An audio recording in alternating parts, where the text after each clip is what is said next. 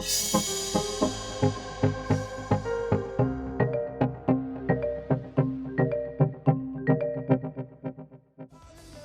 very exciting way to start the day with genuine Rockstar Aussie founders. So thank you so much for joining us. Don't forget, hashtag Reimagination, start those questions coming. So at the end of the panel, we can work straight through those off our apps. Before we begin, I'd like to before we get into your current companies, just a little bit of your individual journeys that brought you to your founding companies. Tan, what were you up to before Emotiv? Before Emotiv, I was a lawyer at Freehills, and I decided that I wanted to become a tech entrepreneur. And I started a company doing wireless communication for telcos, basically an SMPP platform that routes messages, SMS, from a mobile switching center to an application server. So we did voting on the footy show. And that was my first endeavor into the technology world, and I loved it. And so after I sold that business, I decided I didn't want to really work in the application space anymore. I wanted to move into deep tech, wanted to create something that had never been done before.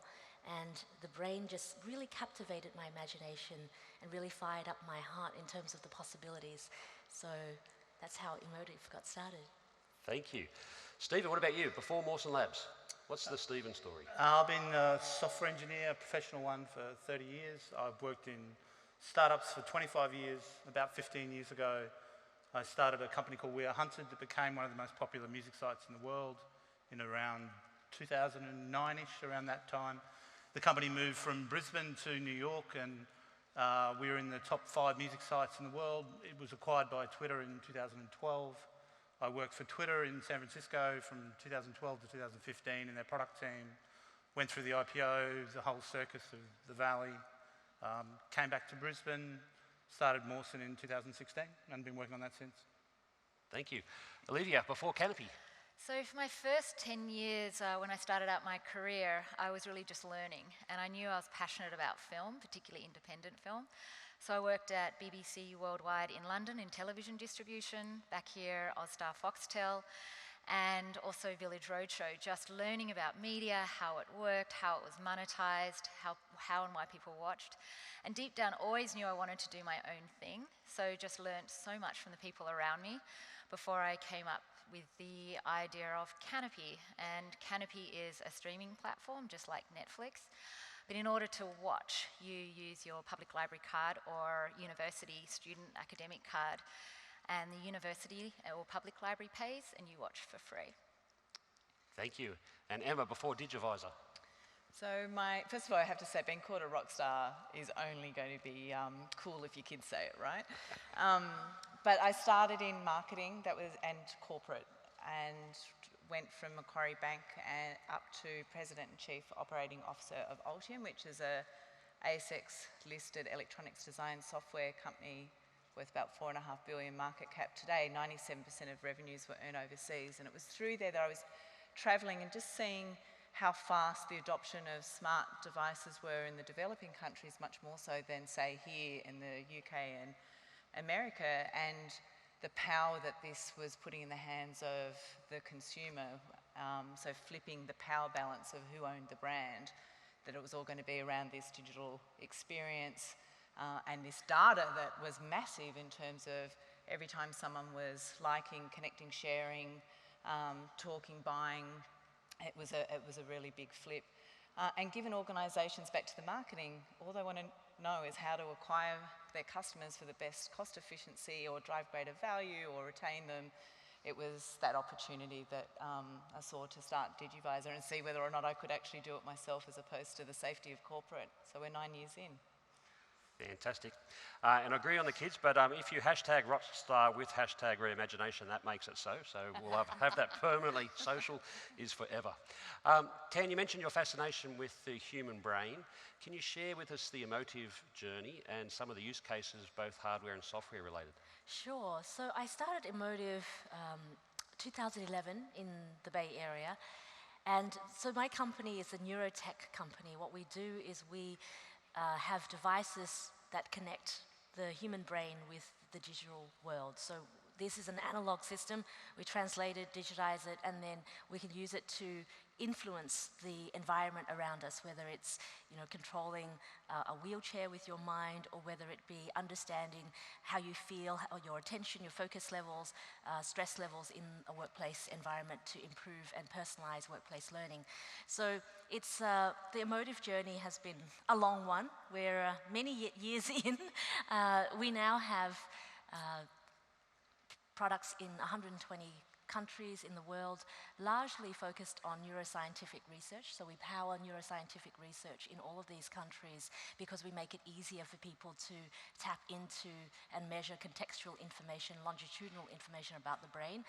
But most recently, we've announced a new device which is very small and seamless. So typically, when you measure the brain, it's a hairnet with an array of sensors, and we've slowly moved closer and closer to something that's a lot more consumerized and easy to wear, that's frictionless and seamless for everyday use. And so we announced a relationship with SAP just a couple of months ago to bring this into the workplace, so to help with personalized workplace learning with all of the rapid transformations that's happening in companies today, with the need for reskilling, upskilling, retraining.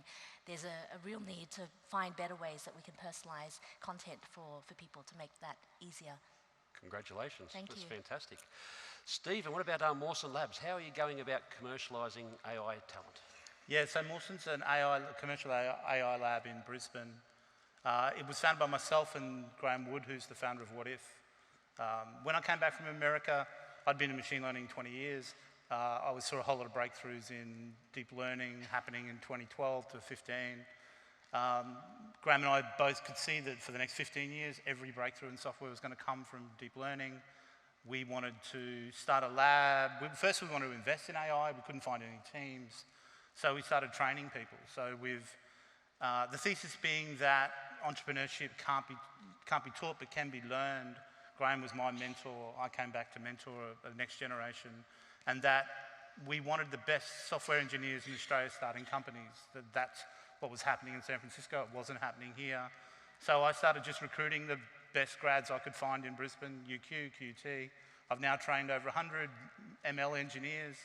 The elite of them form startups. The goal is to go to America, get funding, bring it back here, create jobs. We've had 4 teams come out of our lab. 3 have gone to America and come back with funding. A 4th is going over in January. So I have a great job. I get to work with really bright young people. I get to mentor them, to teach them how to run startups, how to raise money, how to do all the things they need to run companies. So that's what Mawson is. That's incredible. Thank you.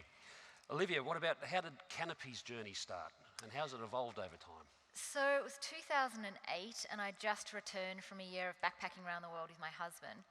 And he was earning a decent salary in Perth, and he said to me, "You've got this idea. I'll subsidise our lifestyle for 1 year." I had $5,000 left over in savings, and I decided to start what my ambition back then was a home business. And something had intrigued me at Roadshow. I'd seen that university students were avid film watchers. At the box office on DVDs, it was all DVDs back then.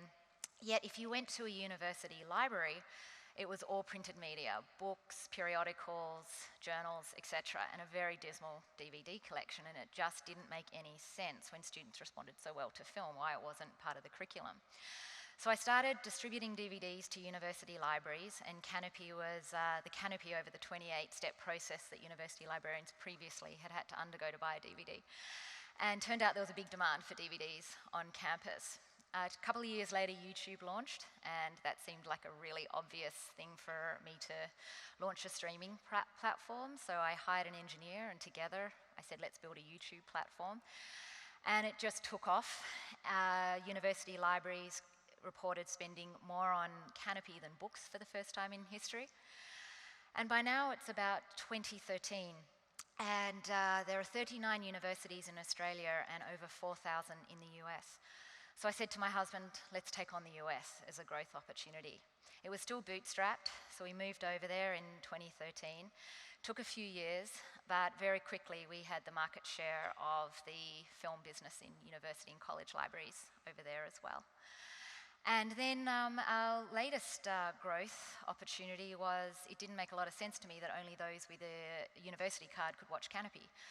And so we launched into public libraries. So anyone with a public library card can now watch Canopy. And that business has also exploded. And anybody here actually with a public library card can download the Canopy app wherever you watch Netflix and watch these incredible films. Thank you. Emma, the Digivizer journey, what's the gap in the market that you're solving?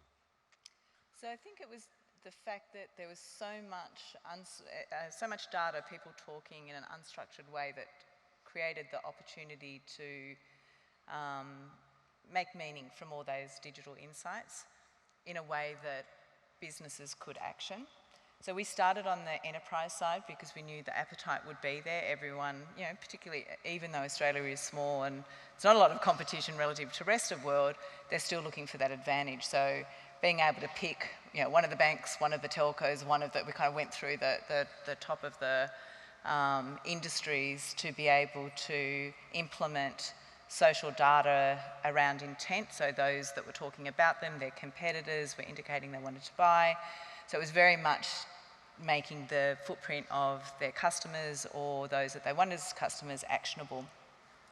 As we kind of, got fast forward, there was then this, because we were sitting on so much data and actually watching what people cared about, we were learning how people started to follow people more than they followed brands. So that was really the very early stages back in 2014, 2015 of influencer identification. And what was the velocity of messaging and how that was shared and earned and expanded through the social networks. As we move forward again, given that both Facebook and Google are largely an advertising platform and made it harder as they were throttling for brands to play in those spaces and requiring paid media to actually start to understand that whole relationship between owned, earned, and paid media. So your own channels, those that are talking about you and what you're paying. And that was where we built sort of the next iteration of Digivizer technology. That's where we kind of expanded. We've got 40% of our customers overseas. We actually are Microsoft in Asia in 14 countries. So we've been able to really take on those tech companies and be able to kind of serve, and back to that acquisition and helping them understand what matters to their customers, where to spend money, how to get the best cost per outcome, whether that's a sale or a lead or whatever, an event registration. But the real excitement for us was this year in June we launched a platform for every business. That's a SaaS platform. So we've taken the best of everything we've done for enterprise and put that on a platform that's available to every business at a really affordable price, very easy to use and to get those insights back. We've had extended our partnerships, so we're a tech and ad partner to the major social and search platforms, but with Google in particular, that's allowing us to support and serve SMBs, and that's been a lovely kind of growth for us to go from not just building the best technology, but actually saying to ourselves, it's not enough to only make it available to the few companies that can afford it. Can we actually flip that model and bring the best of everything that we've done and make that actually available to all businesses everywhere that want that advantage? So we're really excited about that, and the early traction is amazing, and we're really happy with what's happening there. So. Thank you. I want to ask this next question to all of you. Given the stage of the evolution of your companies, what do you consider your greatest successes to date? Tan. I think the greatest success for me is twofold. On a personal level, it's about making an impact in a person's life. So, having a child with cerebral palsy or autism and being able to give them the opportunity to connect with the world or reconnect with the world, that for me is very impactful and often is why I wake up in the morning and feel inspired about the work that we do every day. But on the business front, we're also really excited about where we are in terms of being cash flow positive. Building a deep tech business is hard. It's not easy to really get to this market position where we're leading the market. We have the dominance in the space today, and also being able to have control of our own destiny, so not feeling that we need to go out and raise venture capital in order to continue to fund our own growth as a business is a really great thing to have, I think, you know, it's an option, but it's not something we have to do, which I think is an amazing place to be for any entrepreneur and business owner. Thank you. Success for me, the proudest moment was the second team who came out of our lab. I find all these really bright engineering, computer science, physics, math kids coming through who don't have the core skills to run companies. They haven't learned how to recruit, they don't know how to plan, they don't know how to raise money. I teach them how to raise money, which is the #1 skill if you're running a startup. And the second team who came out managed to, after a year of really hard work, raise $3 million in San Francisco and come back. And it was kind of like a lovely moment because it proves that this could be taught, it could be embedded to these young guys, and to watch them then come and hire another 15 people and create a real company around themselves, to watch their journey from enthusiastic, overconfident, lacking skill 23-year-old to the real startup founders, probably a good moment, I think. It proves that it can be done, I guess. Thank you, Olivia. So I would say threefold. The first is it's really incredibly rewarding to see millions and millions of people globally watching these important films, because at Canopy, everybody there truly believes every time someone presses play on one of our films that the world's basically a better place. These films are curated through thoughtful entertainment, curatorial approach, so documentaries sharing grassroots stories or underrepresented voices, or foreign films that show other people how other people live and think in our narrow worlds is just really rewarding. And then secondly, that 50% of our revenue goes straight back to the filmmaking industry, so I feel we're playing a really big role now in supporting a vibrant independent filmmaking industry. And the final thing is more personal, which is I often sort of pinch myself when I think of me, just myself in our front room at Scarborough, Perth, with this little home business that is now, you know, worth hundreds of millions of dollars, getting huge interest from the top media companies in the US and top private equity, and attracting such incredible talent. I just am really proud of that. Thank you. Emma.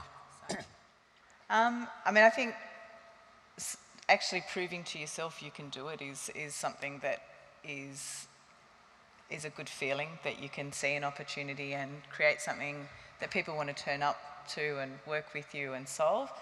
I'm very proud of the team that we've built. That's probably been watching some of the people, now we're 9 years in, come in at one stage of the business, and they've been able to evolve and adapt and are now leading, and often in actually completely different areas. We had people, you know, who taught themselves to code because they wanted to be so involved in product. And I think creating that environment, the being in 12, physically located in 12 countries, but I think nothing will ever take away from the moment when we hit our 100th paid customer on our new platform, and the cheering that came from the team, because it was like, even this is working. But it was the pride they felt, and that was probably my biggest moment for this year, and maybe the 90s, because the team felt like they owned it. Thank you. Again, question for everyone. Just want to focus on Angela Duckworth's acclaimed work, where she identified that grit is the critical ingredient for success, and that can be developed rather than inner built. Have you got some examples throughout your career where you look back and you can point to grit getting you out of a situation? Tan. Well, grit is, to me, it's about courage and resolve, and my family's own story coming out to Australia and starting from nothing really has helped me have a view that, you know, anything is possible, and that, I think, has shaped my entire belief system and value system. You know, we came out as refugees from Vietnam to Australia with absolutely nothing. We built our entire life over. And of course it's hard, and of course it takes a lot of courage. And you know, leaving law was a very easy kind of track that I was on. But I think when you choose to leave something that's very known and venture out into the unknown, it takes a lot of courage to do that in the first place. But sticking with it and going through the hard times, and we've had so many tough times, moments where our business was about to fold, moments where you lose some of the best people in your team, or when you have to downsize because the market's not having the traction that you want it to have, or pivots that you constantly have to make. I mean, the list goes on and on and on. And I think what carries me through is a really clear sense of purpose about why I do this. It's not just about passion for me, and I know a lot of books talk about having passion. And for me, given where I've started, it's so much of it is about the sense of responsibility and duty to make the opportunities that I've had in my life worthwhile and worthy of the sacrifices that have been made, and to empower others. And so for me, it goes far more than it's just a passion project. It's really about a purpose to, one, democratize access to brain research so that we can really have something that's impactful for the long term, that will help humanity in a positive way. It's also about empowering more people to have access, not just access to technology. So a lot of entrepreneurs focus on the access equation. We make things cheaper, more affordable, easier to use, and we think we've done a great job. And yes, that does help to democratize access, but I think we have a greater responsibility, especially given the inequities that exist in our world today, to also address the inclusion angle as well. How do we include people in the wealth creation? How do we empower them with tools, just like what Stephen is doing, to allow them to be a part of the wealth creation process as well? And we're doing that with our platform in terms of making the tools, the APIs, available so that people can build on top of the platform and create new things, so that they don't have to spend tens of millions of dollars to kind of build something from scratch. They can take this and move it further. And I think that's really important to me. And I'm really excited about all of those things that we're doing. Yeah, grit's every startup founder you meet's plagued by self-doubt. Even ones who've done stuff, who've been successful. It's part of the symptom of putting yourself out there and taking a risk that, you know, and there's this whole, especially at the very early stages when, you know, they say that startups are a bunch of people looking for a business, and this self-delusion as a leader of a group of people who you don't know where you're going, you don't know what's going to happen next. You've got to convince them that it's worth doing, that they should, you know, take less money to come and work on some crazy idea you've got. That delusion that you have to keep, that there's a better future, that they'll be more successful, that it's a really hard thing as a founder to keep up. And most people, they find that incredibly stressful to be able to stand out and do those things. And I just learned, I suppose, over the last 10 years or so, more so, that I don't know another way of living, as in I have to do this, I don't have a choice. I'm a terrible employee, I'm terrible at big companies. And the guys who the young people I see, and I can spot them now, who, you're going to be a very bad employee, you should come and work with me and do your own thing. And yeah, but you still need a lot of grit, because I spend most of my time convincing their parents that they should start a company when they're being offered PhDs, or they're going to go and do Soro or whatever, that, hey, you shouldn't.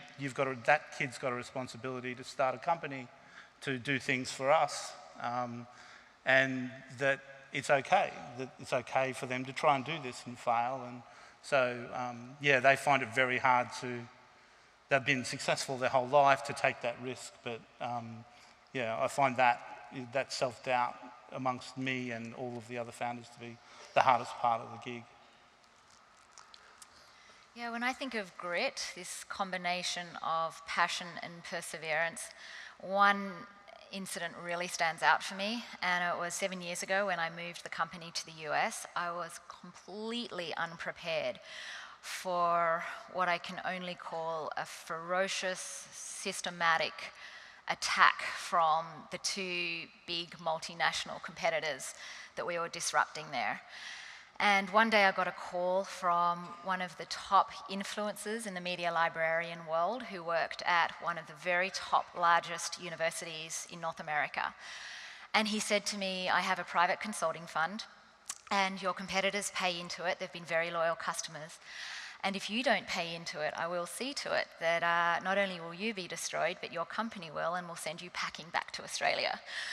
And I did not know what to make of this. I was not paying myself. My husband and I had just remortgaged our house. Things weren't going the way that we had planned. And then to have this call was a hugely scary, confronting setback. And so I went home that night and I looked in the mirror and I reminded myself of why I started Canopy, of what was important to me and the people working there and to our customers and our users. And I said to myself, I would rather fail than undermine my integrity and the company's integrity and all the things that mattered.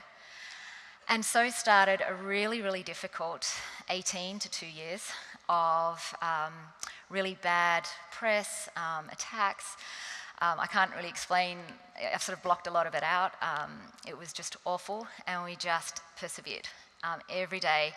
And what this media librarian didn't realise is that what he gave me was something I actually didn't realise I had, which was really working this grit muscle. And he made me so determined to succeed. Of course we were going to succeed. And the turning point came, it was a huge conference, the biggest global librarian conference on the planet in Vegas. And this media librarian organised a seminar called The Future of Streaming in Libraries and invited our competitors to speak, all of the top media librarians to speak, and blocked us. It was not the first time this had happened.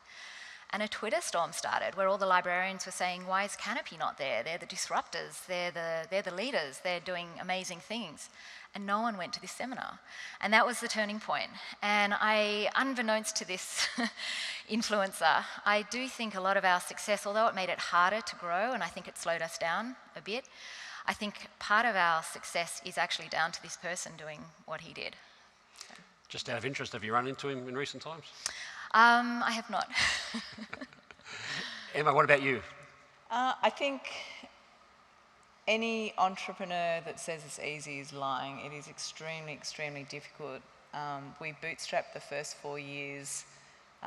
When we took funding, my ex-CEO was one of the investors, and he handed over and he was like, don't die. That's the #1 rule. And it's funny because there were times when it would get tough and cash would be tight, because your job as an entrepreneur is to use as much data as you can, but it's to make a call on the future and then to build and convince others that this is the way that they're going to win in the future too, by adopting your solution. There's no crystal ball. It's not easy, otherwise others would do it.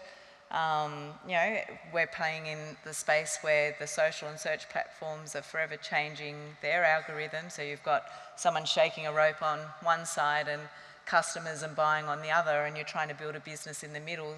So it is hard to predict the growth and the velocity and how that will work. So you go through this up and down and, you know, self-doubt and all the things that everyone shared today. But I think it's the fact that you still show up every day, you believe enough in yourself to see that through. You're prepared at the times when you don't pay yourself, you pay your team ahead of you, or you find ways, you pre-bill stuff with a discount to maybe help some cash. All these moments are things that keep you in the game and keep you going.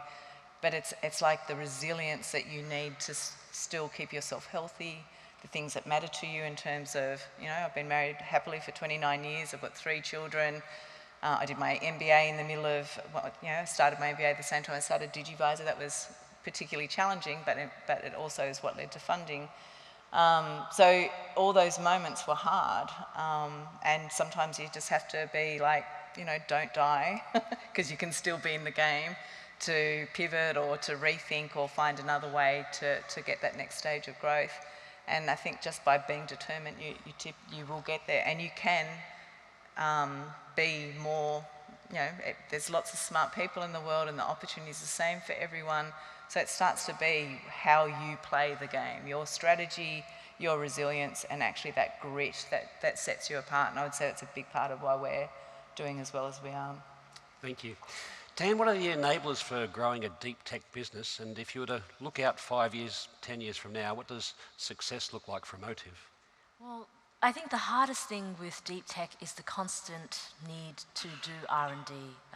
You know, there's so many unknowns, especially when you're trying to understand and decode the human brain, non-invasively today, which is what we focus on. So there's a huge amount of investment that has to go into R&D that we need to fund. We need to recruit really great talent. So that's always a challenge, especially when the core skill sets around machine learning, signal processing, deep learning, all of these things, cloud computing, all of these buzzwords are things that all of the big tech companies are heavily recruiting in as well. You know, we're based in the Bay Area, so it's a tough environment to recruit as well. So how do you attract great people to continue to do R&D? The other big enabler for deep tech in my mind is getting the funding model right, because it's a long game. It's not something that you can build, market and flip in a few years. It's about really inventing a new field. And so in order to do that, you need to make sure that you can stay in the game and you have a sustainable business model that allows you to buy yourself longevity, so that you can be there at the pinnacle of success when the market is ready for your technology. Because I had the vision for this many moons ago, that one day we will be interfacing directly with the human brain. I mean, why wouldn't we? But how do you actually steward a company and a group of people to get there, and how do you do it in a really long time, right? Because it takes a long time to build up the market adoption, to build up the partners and all of these things that you have to do. And so for me, getting the investment model right is key as a founder to do that. And so making sure that you figure out, you know, what are the drivers for your business and building that in early on. For me, what does success look like for Emotiv? It's about impact. It's about making sure that we can finally get to a world where people will be able, we can extend the power of the human brain in a way that we can extend its life. So right now, you know, the brain isn't built to last 100 years, and yet medical science is advancing at such a pace that we can basically replace every organ in our body without losing our own sense of identity, but we can't address the human brain yet. And so we are going to need to have technologies that will augment and extend the capabilities of our brain. And you know, until Elon Musk is successful with Neuralink, where we have neural lace implants into our brains, and the regulatory environment allows that, decades from now, we will need to educate the market and start to kind of have new ways of interfacing in a non-invasive way so that we can navigate the challenging parameters around data, consent, use, all of these things, which are things that we have to deal with as thought leaders in this marketplace, as you know, the people who are inventing this field today. So it's a lot, but yeah, for me it's about impact, it's about getting it to everyone, and it's not just the wealthy nations, it's about making sure that our technology is available for the 8 billion people on this earth and not just the people in the wealthy nations, like the Australia, US. Fascinating. Stephen, and critical enablers for new frontier AI businesses, what do they look like? There's a revolution happening in the way we make software. It's the biggest change in the 30 years I've been doing it. The breakthroughs they're doing in machine learning that's kind of started in the last decade are opening up a whole frontier of new problems that can be solved that we couldn't solve before. Really human problems like classifying stuff based on imagery, drive cars, make music, simulate voice, lots of new problems. And I haven't seen what's happening has happened before. All the biggest companies in the world are investing. Like I think there's 45,000 deep learning guys at Amazon, 35,000 at Google, massive teams all around the world, big bases in London. And all these people, the brightest people on the planet working in software on this stuff, are sharing what they're doing. They're publishing research papers. The meme is that algorithms don't matter, data's the only thing that matters, we have all the data, we're happy to share our algorithms and our breakthroughs if you can improve it. So right now, if you're good enough, and good enough's really hard, they're not publishing source code, they're publishing their math. You need to understand math. If you can do math and you can get access to enough money that you can have a lot of computing power, which is also required, and you can get access to data, then you can be really good at this. So my model has been to hire elite comp sci, math kids, And I know when they're good enough, when they're able to take a paper that was released yesterday and turn that into code and have a model running within 48 hours, that they're good enough to keep up. And if you can keep up right now, there are opportunities everywhere. There's so many problems in computer science that were unassailable. We just didn't have the tools to do that now over the next 20 years are now possible. And so you need math, you need data, and you need a lot of money for compute are the things that you need to run a lab right now. Thank you. Olivia, both Tan's talked about investment models and Stephen's talked a lot about investment. There seems to be a lot of venture capital available in the US. What are your tips for founders about when, who and how to access capital? Well, not every company fits a traditional VC model.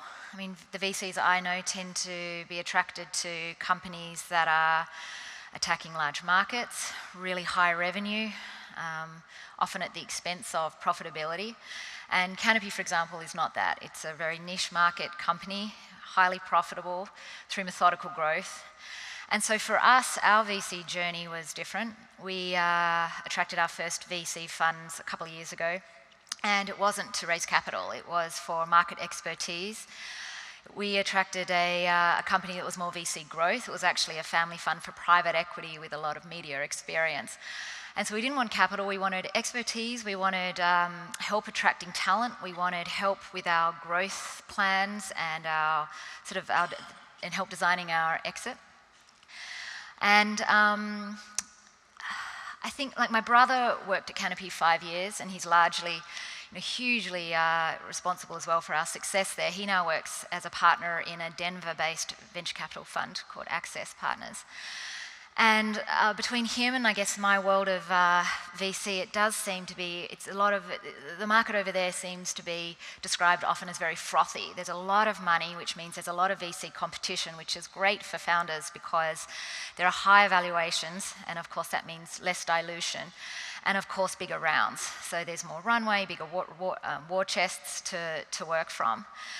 But often, I guess, it seems unlikely that US VCs will invest in companies if they're not US entities, and I'm seeing more and more term sheets requiring founders to spend at least 51% of their time in the US. And I asked Tom, I said, what would be, I guess, a top tip for Australian entrepreneurs looking to get US VC funding? And he said one of the mistakes he sees with a lot of Australian entrepreneurs is that they only create sort of an investor target list when they're looking to raise funds. And in the US, he sees a lot of entrepreneurs, and they are out there hustling. Their investor lists are designed a long time before they actually need funds. They're meeting, working these relationships.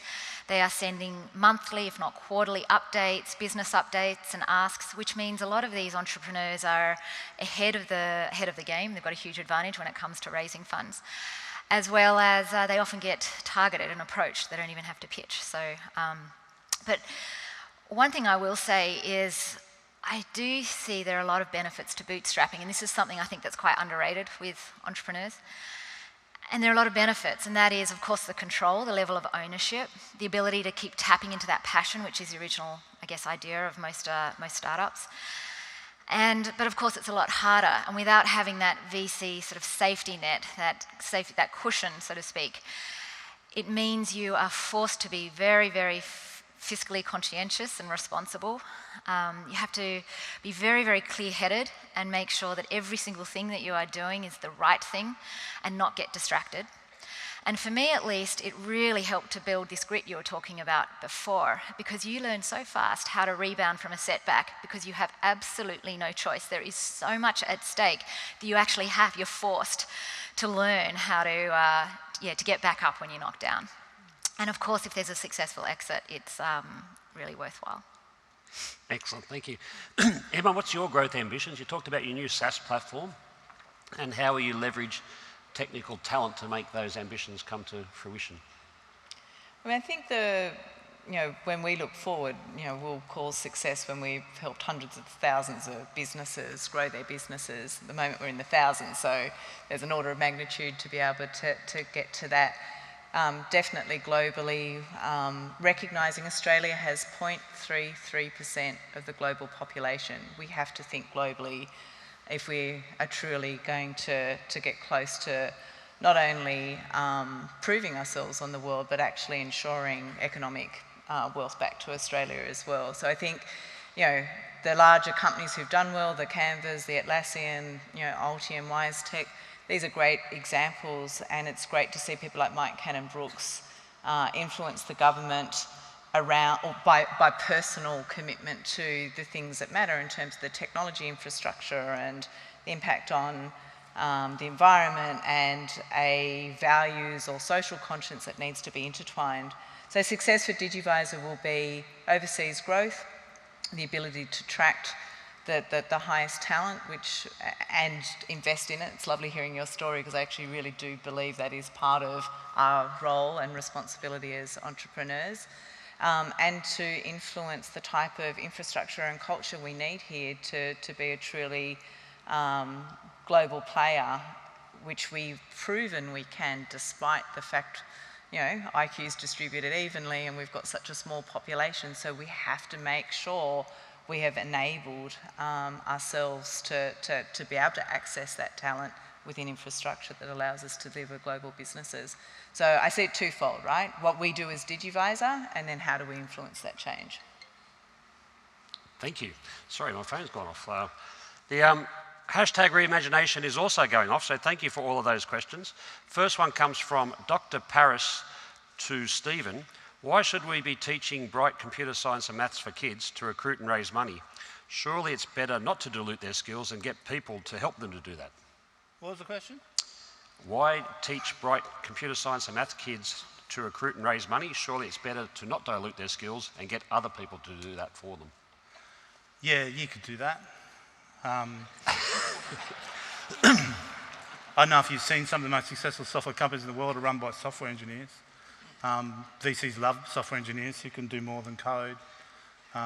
It's not for everyone, right? It's not something, not everyone should do that, but shit, if you're a really good programmer and you can talk and you can sell, why wouldn't you do that?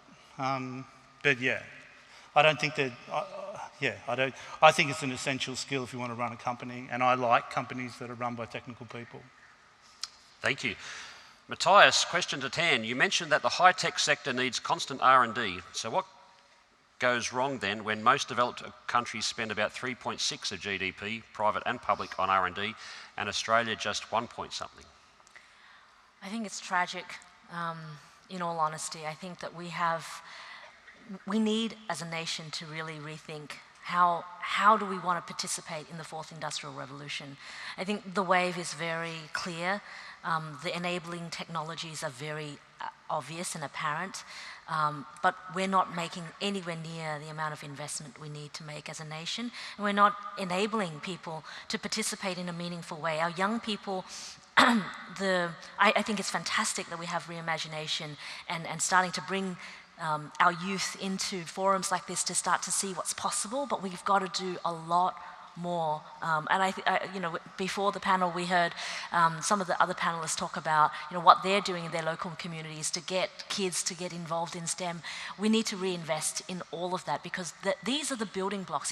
It's not going to be just applying an application and dragging and dropping interfaces. It's really about understanding the fundamental maths to really to build this stuff. There's still a lot of room for growth today, and if we don't participate in a meaningful way, we'll be left far behind. That's just the reality. Thank you. Emma, Australia is entrepreneurial by nature with over 2.1 million small businesses. Why do you think we struggle to make the shift from looking from local opportunities to solve for and start looking globally? Yeah, I think there is plenty of those businesses thinking globally. Our technology infrastructure is weak comparatively to our overseas countries and entrepreneurs in terms of what they have access to, and processing data is more expensive here in Australia. But it is more a mindset, and I think one of the people that do that well here are those that actually do visit and see the opportunities in those overseas markets. There is a need to do that. These are very different opportunities country by country, not region. Asia is not a country, it's a series of individual opportunities where the rate of adoption and possibility and opportunity sit. And I think it's the global mindset. I really do agree with Dan about the education system. There's a lot that needs to change in terms of the way that we need to teach critical thinking and risk appetite and a continuous learning mindset. We hire on smart, talented, get things done, infinite learner, not an asshole, and we actually believe that is all that matters in terms of building a global company. And that's, yes, there's got to be hard skills if they've got to have some capability, but it's really where are they putting them and throwing them, and how do they adapt to the changes, and their ability to critically think and weigh up risk. And in a world where we're talking about a lot more AI integration and taking over the jobs, it's not. There's going to be responsibility for us as leaders to be thinking about the ethics and the decisions that need to be made and the risks or the hypothesis that you want to be proving out to better the world. And I think those responsibilities will always need to kind of lead the decisions or the applications of that technology. So back to the question, you know, we could do a lot more at the government level, we could do a lot more at the education level to facilitate that thinking, but mostly it's just up to our own mindset. It's all there. Might be a little bit harder, but get on a plane and start looking and unfolding those opportunities, because it's so easy to be global today. Thank you. Jenny, for Olivia, it takes bravery and fortitude to found an innovation company. What keeps you motivated and what keeps you up at night? Keeping me motivated is the founding reason for the company, which is to get as many people to watch these important films as possible and create a sustainable living economy for the people who make them, the artists behind them. And that's just something that is just been the most rewarding part. What keeps me up at night? I'm in a really interesting transition. There are a lot of things that have kept me up until now, and managing anxiety and mental health through the 12-year journey of Canopy has been a constant part of my journey. And last June last year, we sold most of the company to a large private equity firm in the US. And we've now just hired a new CEO to take Canopy to the next level, and I've moved to a new role as exec chair of the board, and I'm really excited to be moving back home in 2 weeks to Australia. So I have to be honest, I am going through a period of transition. I'm just really excited to come home and bring my 7-year-old and husband, and I'm really proud of what we've done. And talking even to Stephen about his transition period after he built and sold his company, I don't know what's in store. So I'm really excited to see what the next act will be, and I'm looking forward to taking a little bit of time off while I work it out. Excellent, thank you. Last question for everyone from Nitesh. What is your view on Google's DeepMind and the work they are going around AI and neuroscience?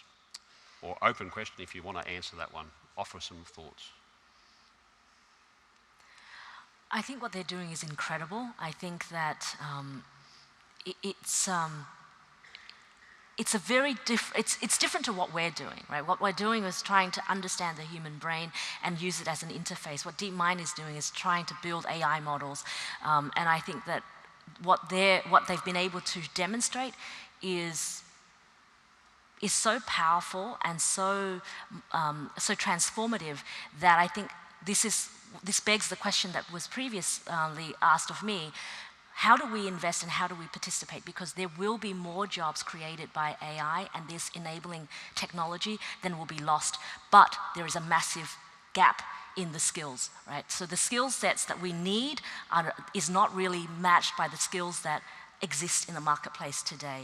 Whilst these enabling technologies will create massive amounts of new opportunities, we don't have the kind of skill sets that we need today in this current environment, and we're not retraining and reskilling fast enough. The kinds of things that Stephen's doing is fantastic, but we've got to do so much more of it. We have to do it as a systematic level. We've got to do what China did with AI. We can't just take the model where, so you look at India and China, great two examples. India spent a lot of time as an outsourcer.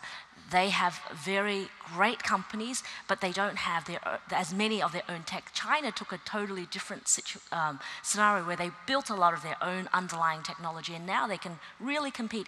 two very different, slightly different strategies, but it makes a massive difference in how you compete on a global scale. I think Australia has a tendency to be a little complacent. We have it really good here, but we can't afford to be complacent if we want to continue to have the growth that we've experienced and have the life that we've experienced and the great opportunities that we've had.